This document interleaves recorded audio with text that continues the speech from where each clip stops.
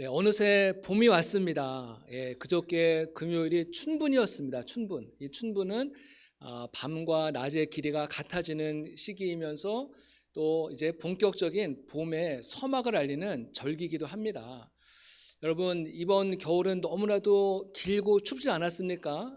추위로 인해서 움츠러들었던 우리의 몸과 마음이 다시금 활기를 얻고 또 새로운 마음으로 한 해를 시작하시기를 주님의 이름으로 축복합니다. 여러분, 우리가 봄이라는 이 봄이라는 단어가 어디에서 유래했을까 한번 찾아봤어요. 그랬더니 봄이라는 단어가 이제 여러 가지 설이 있는데, 봄이라는 단어는 본다, 거기서 왔다 그러더라고요. 본다. 우리가 한 겨울에는 모든 것이 얼어붙어 있으니까는 볼 게 별로 없어요. 하지만 이제 봄이 되는 순간에 이제 많은 것들이, 생명력들이 다시금 이제 꽃이 피고 또 열매를 맺고 점점점 살아나지 않습니까?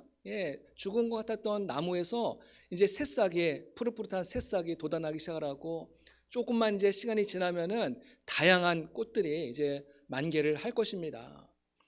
이것이 바로 봄이라는 거예요. 이 본다라는 의미 속에는 또 생명이 태어날 때도 본다라는 표현을 쓰는 경우가 있습니다. 어떤 가정에서 자녀가 태어났을 때, 그 가정이 아들을 보았대, 그 가정이 딸을 보았대, 어떤 권사님이 손주를 보았대, 본다라는 표현을 쓰지 않습니까?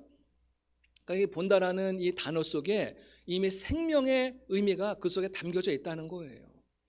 우리의 신앙생활에도 봄이 있습니다. 이 신앙생활의 봄은 언제 오느냐? 우리가 하나님을 바라볼 때, 하나님을 의지할 때 우리의 신앙의 봄이 오는 것을 믿으시기를 바랍니다. 얼어붙었던 대지에 봄이 오면은 모든 것이 다시금 살아나고 소생하는 것처럼, 우리의 얼어붙었던 마음 가운데 하나님의 은혜의 빛이 비춰질 때 우리의 영혼이 소생하고 살아나고 꽃이 피고 열매 맺는 아름다운 신앙의 봄을 맞이할 줄로 믿습니다. 하나님 앞에 기도하시기 바랍니다. 하나님, 내 눈을 열어 주님을 보게 해주세요. 나의 삶 속에 봄이 오게 해주세요. 하나님께서 오늘 예배드리는 우리 저와 여러분 가운데 하나님의 은혜의 봄을 허락하실 줄로 믿습니다. 오늘 우리가 살아가는 이 세상은요, 어쩌면은 이 보는 것의 싸움이다라고 그렇게 말씀드릴 수가 있습니다. 어떤 한 조사에 의하면은 핸드폰을 사용하는 분들의 80%가 아침에 눈을 뜨면서 15분 안에 이 핸드폰을 다 본다는 거예요. 그 중에 60%는 눈을 뜨자마자 핸드폰을 가장 먼저 본다는 거예요. 여러분은 어떠십니까? 그래서 핸드폰 속에 있는 그런 많은 뉴스들을 보기도 하고, 영상을 보기도 하고, 또 다른 사람들이 SNS에 올라간 사진들을 보면서 하루를 시작한다는 거예요. 이런 많은 것들을 보면은 우리의 지식과 정보는 쌓이는 것 하지만은 이런 것에 핸드폰을 많이 볼수록 우리의 마음은 점점 우울해지고 또 빈곤해진다는 거예요. 다른 사람들이 잘 사는 모습들, 성공하는 모습들, 이런 모습들을 자꾸만 보면서 나는 왜 이렇게 뒤처질까 하면서 그런 어떤 실망감을 갖게 되고 우울감을 갖게 된다는 거예요. 그래서 이것을 카페인 우울증이라고 합니다. 카페인 우울증. 커피에 들어가는 카페인이 아니라, 이 카페인은 세 글자의 약자인데, 카는 카카오 스토리, 페는 페이스북, 이는 뭐겠어요? 인스타그램. 이 세 가지, 여기에 막 중독이 되면은 그걸로 인해서 우울증이 온다는 거예요. 우리 사람은요, 내가 무엇을 바라보느냐, 거기에 많은 영향을 받게 돼 있다는 거예요. 문제를 바라보면 낙심하게 되고, 사람을 바라보면 흔들리게 되고, 나 자신을 바라보게 되면은 실망하게 된다는 거예요. 어떤 분은 자꾸만 과거만 바라보는 분이 있어요. 과거의 실패, 과거의 여러 가지 많이 실망스러운 부분들, 낙심된 부분들, 분노, 이런 거에, 이런 감옥에 완전히 갇혀가지고 과거의 감옥에서 나오질 못하는 분들이 있다는 거예요. 여러분, 예배 시간을 통해서 과거의 감옥에서 나오는 여러분 되시길 축복합니다. 그 감옥에서 나와야지 좋은 것들이 기다리고 있어요. 하지만 문제는 내 힘과 내 노력으로는 그 과거의 감옥에서 나올 수가 없다는 거예요. 예수님이 도와주셔야 된다는 거예요. 우리가 예수님을 바라보고 예수님을 믿고 예수님을 의지할 때 주님께서 우리를 과거의 감옥에서 나오게 하시고 우리의 풍성한 은혜를 주실 줄로 믿습니다. 예수님은 갇힌 자, 억눌린 자, 포로된 자들을 위해서 이 땅 가운데 오셨어요. 예수님 말씀하셨죠. 요한복음 8장 31절 32절 말씀입니다. 같이 읽어볼까요? 그러므로 예수께서 자기를 믿은 유대인들에게 이르시되 너희가 내 말에 거하면 참으로 내 제자가 되고 진리를 알지니 진리가 너희를 자유롭게 하리라. 아멘. 예수님의 도우심으로 말미암아 여러분이 참된 자유와 참된 기쁨을 누리시는 우리 모두가 되시기를 주님의 이름으로 축복합니다. 이처럼 현대인들은요, 수많은 보는 것들의 홍수 속에 살아가고 있는 거예요. 수많은 보는 것들에 매여가지고 살아가는 거예요. 많은 것들을 보고 살아가지만은 우리가 정작 바라봐야 될 것은 바라보지 못하고 살아가는 경우들이 많이 있다는 거예요. 우리가 정말로 바라봐야 될 것, 이걸 다 놓치고 살아간다는 거예요. 성경은 우리에게 우리가 정말 바라봐야 될 분이 있다, 그것을 꼭 바라봐야 된다, 놓쳐서는 안 된다, 그것을 우리에게 말씀하고 있는 것입니다. 오늘 말씀하고 있습니다. 믿음의 주요 또 온전하게 하신 이인 예수를 바라보자.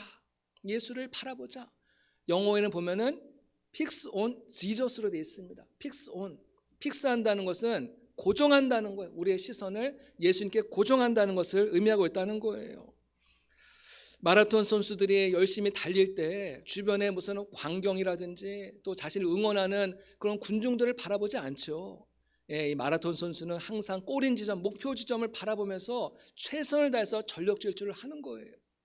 우리 믿음의 성도들도 주님만을 바라보면서 예수님만 바라보면서 전력 질주할 것을 말씀하고 있는 거예요.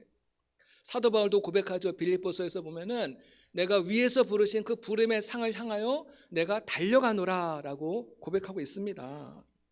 왜냐하면은 예수님만이 영원히 흔들리지 않고 변함이 없는 영원한 진리이시기 때문에 우리는 예수님만 바라보며 걸어가야 될 줄로 믿습니다. 고대 배를 타는 선원들은 나침반이 없던 시절에 어떻게 그들은 배의 방향을 잡을 수 있었느냐? 밤하늘에 떠있는 별들을 보면서 그들은 방향을 잡고 항해할 수 있었다는 것입니다. 특별히 북극성, 이 북극성은 항상 흔들리지 않고 항상 그 자리에 늘 있기 때문에 이 항해하는 이 항해사들은 바람이 불고 풍랑이 일어도 항상 북극성을 바라보면서 거기에 모든 방향을 맞춰서 먼 거리를 항해할 수 있었다는 것이에요. 우리 인생도 때로 거친 풍랑을 만나고 우리 인생이 흔들릴 때가 있습니다. 휘청거릴 때가 있다는 거예요. 어디로 가야 될지 길을 잃고 방황할 때가 있다는 것입니다. 이때 바로 예수님이 우리 인생의 북극성이 되어주신다는 거예요. 우리가 주님만 믿고 나아가면은 수많은 고달프고 괴롭고 힘든 세상 속에서도 우리는 무너지지 않고 넘어지지 않고 넘어졌을지라도 다시 일어나서 우리는 주님을 향하여 달려가게 될 줄로 믿습니다. 예수님을 바라보자라는 이 말씀 속에는요, 예수님께 집중하자라는 그 의미가 있습니다. 집중하다. 그럼 집중한다는 게 뭐예요? 눈을 떼지 않고 뚫어지게 쳐다보는 것을 말하는 거예요. 뚫어지게 쳐다보는 거예요. 상대방에게 완전히 몰입하여서 주변의 소음이라든지 방해 요소가 더 이상 느껴지지 않을 정도로 그 정도로 강렬한 마음을 쏟는 상태, 이것이 바로 집중한다라는 의미 속에 담긴 말이라는 거예요. 우리 어린 시절에 돋보기를 가지고 장난들을 많이 쳤을 거예요. 돋보기. 돋보기가 뭐예요? 흩어져 있던 분산되어 있던 그 빛들을 이 돋보기를 통해서 한 곳에 집중시키는 거예요. 초점을 맞춰서 한 곳에 초점을 맞추면 어떻게 됩니까? 시간이 지날수록 그 초점이 점점점 따뜻해지기 시작하고 뜨거워지기 시작하고 나중에는 거기에 불이 붙는 거예요.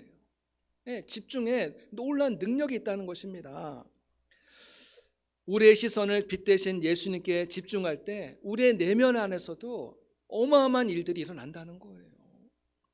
우리가 살아가는 이 세상은 너무나 분주하기 때문에 예수님께 집중하기가 참 어려운 시대입니다. 여러 가지 분주한 시간 때문에 마음을 빼앗기고 세상의 즐거움 때문에 마음을 빼앗기고 여러 가지 근심과 걱정과 염려 때문에 또 마음을 빼앗기며 살아가고 있는 거예요. 정말 예수님께 집중하기가 너무나 어려운 시대를 살아가고 있습니다. 그렇기 때문에 성도들은 의도적으로 시간을 내서 예수님을 만나고 예수님을 바라보고 예수님께 집중하는 시간을 반드시 가져야 된다는 거예요. 꾸준하게 말씀과 기도 시간을 통해서 예수님께 집중할 때 예수님의 그 빛이 우리의 마음 가운데 비추기 시작하는 거예요. 우리의 마음에 비추기 시작할 때 우리의 마음이 뜨거워지기 시작하고 우리의 영혼이 숨을 쉬기 시작하고 우리의 영혼이 다시금 살아나게 될 줄로 믿으시길 바랍니다. 영혼이 살아나는 거예요. 주님의 빛 가운데 살아나는 거예요. 우리는 예수님을 바라볼 때 주로 예수님의 밝은 면들, 예수님의 높아진 모습들, 영광스러운 모습들, 위대한 모습들, 이것만 우리가 바라볼 때가 많이 있습니다. 예수님의 제자들도 그랬잖아. 예수님의 제자들도 예수님이 임금이 되면 우리도 높아질 거야 하면서 그런 것을 기대하지 않았습니까? 그러니까 예수님의 제자들이나 우리나 별반 다를 게 없어요. 예수님의 고난, 예수님의 십자가는 우리의 마음을 불편하게 합니다. 어느 누구도 이 고난, 십자가를 좋아하는 사람은 아무도 없죠. 사람 본능적으로 이런 고난을 자꾸만 피하려고 해요. 밀어내려고 합니다. 하지만 우리가 알아야 할 것은 우리가 참된 자유와 참된 회복을 얻기 위해서는 반드시 십자가를 통과해야지만이 참된 자유와 참된 회복과 참된 기쁨을 우리는 누리게 될 줄로 믿습니다. 여러분, 병원에서도 질병을 고치기 위해서는 정확한 진단이 필요해야 돼요. 정확한 진단이 없으면 그 병을 고칠 수가 없어요. 마찬가지로 우리의 영적인 상태를 정확히 진단을 해야 됩니다.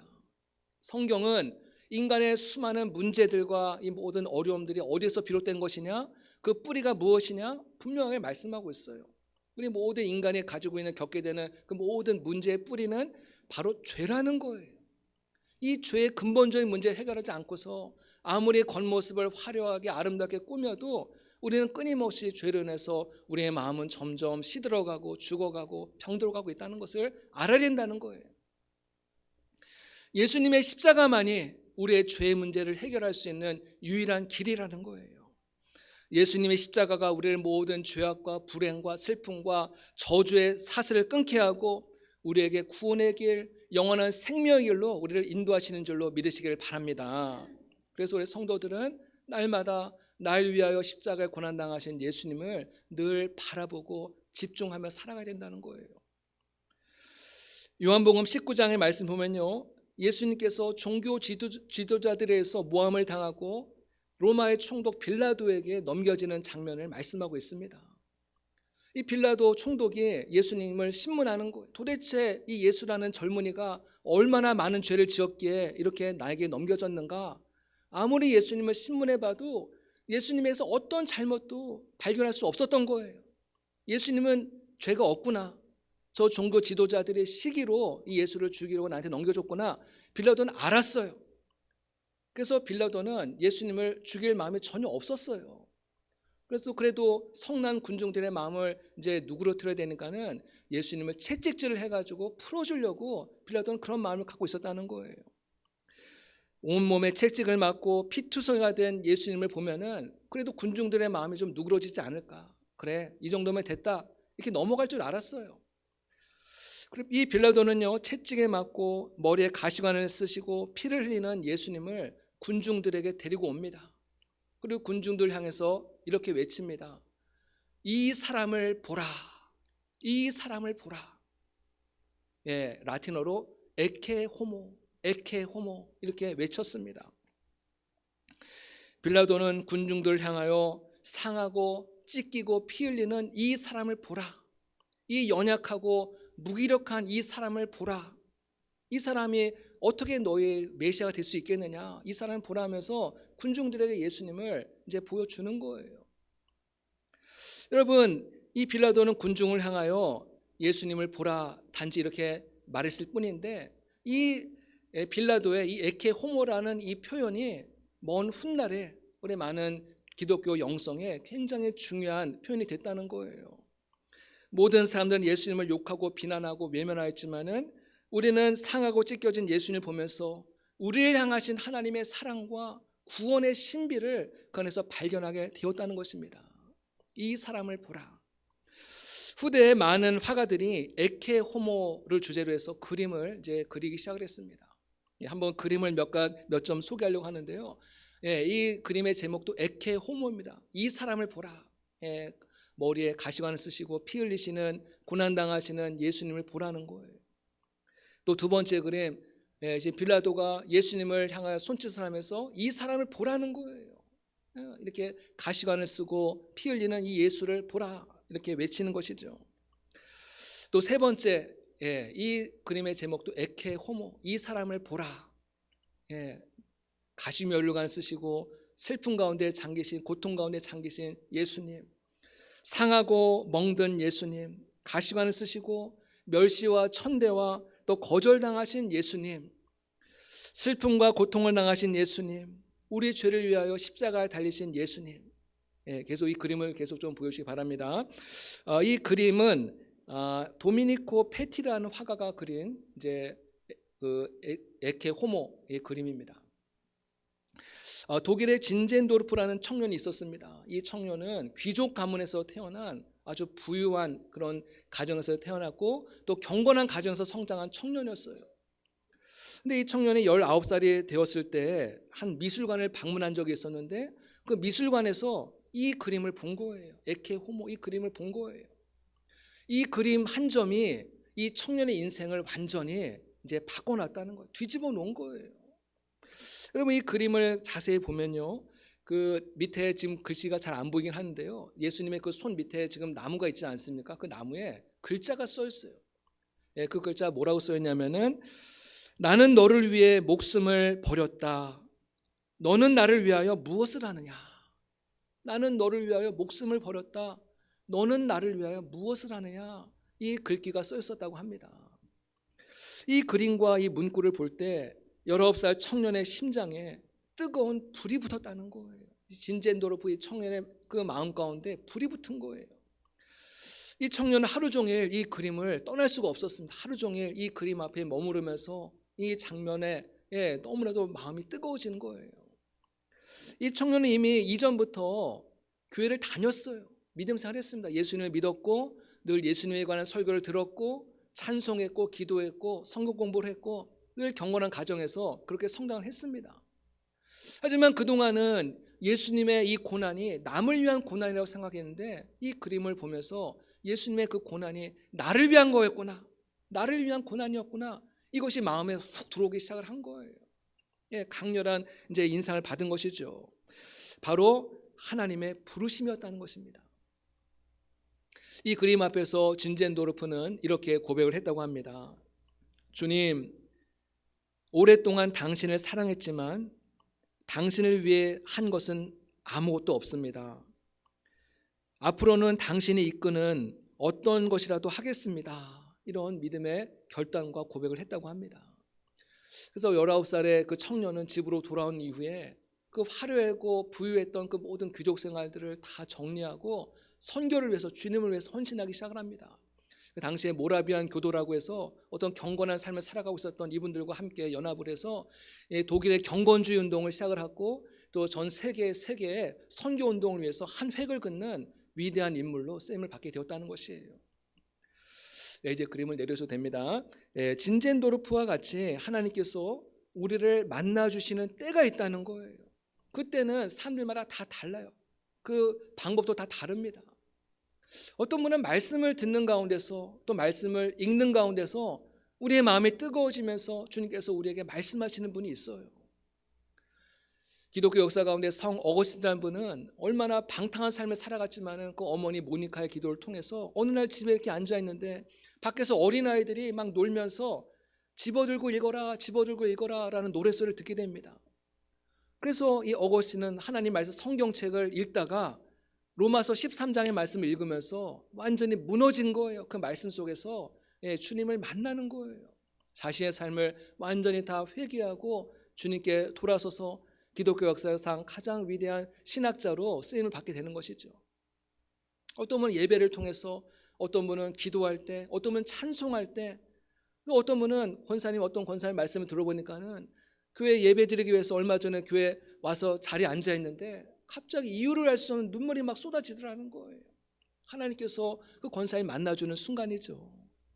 또 어떤 분은 또 자연 속에서 하나님의 음성을 듣기도 하고, 어떤 분은 또 이 진젠도르프와 같이 성화, 이 거룩한 그림을 보는 가운데서 주님을 만나고 그 마음이 뜨거워지고 또 사명을 받는 이런 분도 있어요.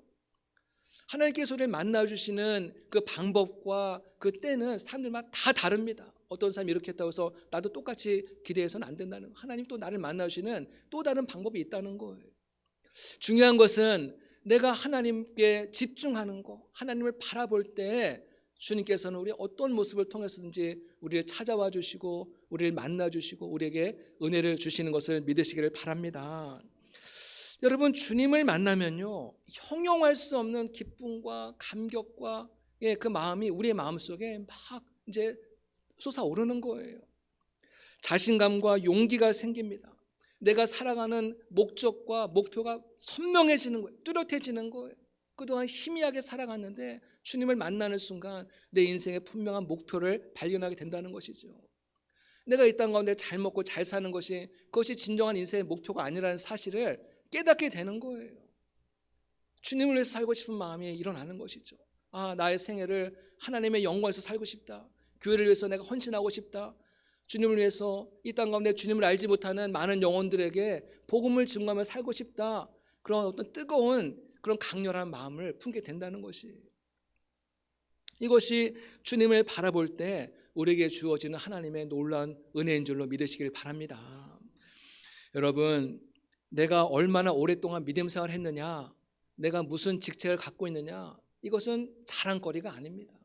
어떤 분은 목사님, 우리는 몇 대가 예수를 믿는 가정입니다. 이걸 자랑을 해요. 물론 자랑할 수 있어요. 근데 그것이 자랑거리는 될 수 없다는 거예요. 우리의 진정한 자랑과 기쁨은 무엇입니까? 내가 예수님을 바라보고 예수님을 만나는 거, 이것만이 우리의 진정한 자랑이고 기쁨이고 그것이 진정한 우리의 영광인 줄로 믿으시기를 바랍니다. 내가 아무리 오랜 세월 동안 교회를 다녀도 주님을 만나지 못했다고 한다면은 어떻게 보면 그건 부끄러운 일이라고 할 수가 있어요. 오늘 우리가 8분의 우리 성도들이 오늘 세례를 받게 되는데, 이분 오늘 세례 받으면서 주님을 만날 때 이것이 이분들의 가장 큰 기쁨이고 가장 큰 자랑이고 영광인 줄로 믿으시기를 바랍니다. 우리가 오늘 사순절을 보내고 있습니다. 우리 사순절은 어떤 기간이냐? 사순절은 예수님을 바라보는 절기예요.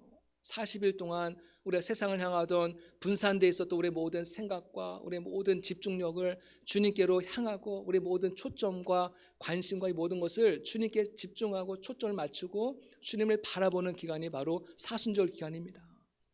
이 기간을 그냥 무의미하게 보내지 않게 되기를 바랍니다. 이 기간 동안에 우리가 더 많은 시간을 주님 앞에 집중하고 기도와 말씀으로 주님을 바라보고 의지할 때 주님께서 이 절기를 통해서 우리에게 찾아와 주시고 말씀해 주시고 우리를 만나 주시는 거예요.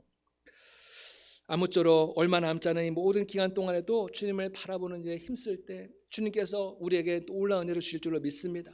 우리에게 하나님께서 그 잃어버렸던 그 은혜의 감격, 기쁨의 감격을 다시 회복하게 하시고 어로부터 있었던 우리의 굳어있던 우리의 마음 가운데 하나님의 은혜의 생수가 흐르게 하시고 우리의 삶 속에 하나님께서 주시는 풍성한 봄날과 같은 은혜와 축복을 부으실 줄로 믿습니다. 이런 은혜를 풍성하게 누리시는 우리 모두가 되시기를 주님의 이름으로 축복합니다. 기도하시겠습니다.